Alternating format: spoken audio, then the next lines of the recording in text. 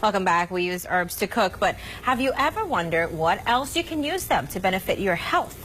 There are multiple uses for herbs and spices, and with us this afternoon is Elsa Rodriguez from La India to explain. Exactly, and you brought us a little bit of everything here this afternoon. A lot of people do think, you know, it's only for cooking or maybe to do something else, but they are beneficial, I think, for us. Yeah, and lately we've been having seminars with Tony Ramirez, who has been explaining functional foods to us. So we would love to incorporate and include these different herbs in our cooking. Instead of using maybe like Kool-Aid, you use flor de Jamaica, for example. Oh, that's cool. So we have boiled some water right here. Yes. And yeah, I will use this one to take this off. And what we could do, I brought different things. Like this one is a tea ball. So you can use different things. And you can just use this tea ball to make just 1 cup of tea. Right. Or you could put, you know, a whole handful, and you can use either this, which is cheesecloth, right, so that when you do pour it in here, it doesn't get all over the place, and you just take this cheesecloth out. Right.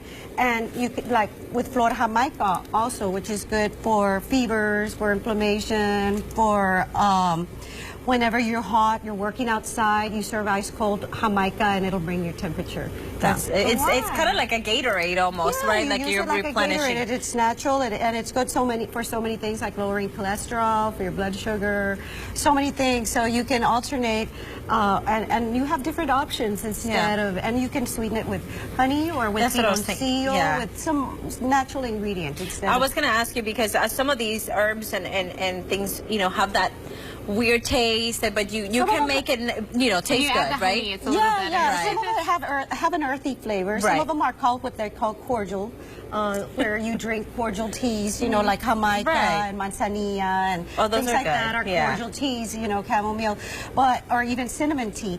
And then you have like your uña de gato tea, which is I take this all the time when I feel like a little tickle. When you're starting to get, something's coming on, and I take it, I travel with it just in case in the plane. I boil some water, pour it in here, make sure that the color is nice and dark, and I have it just with chamomile tea because the taste is earthy, and I think I drink it better with chamomile tea and honey.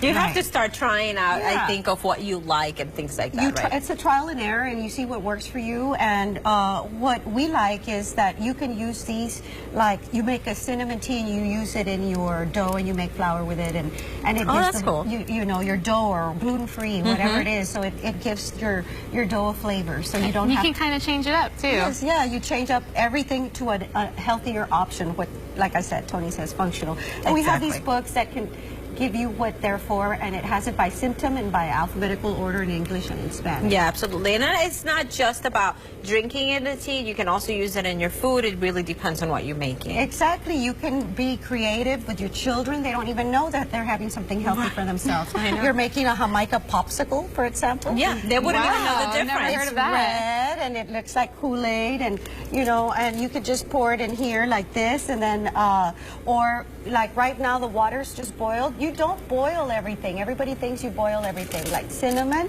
you do boil. Yeah. Uña de gato, you do boil. But if you boil San Nicolas, for example, it's good for inflammation and infection.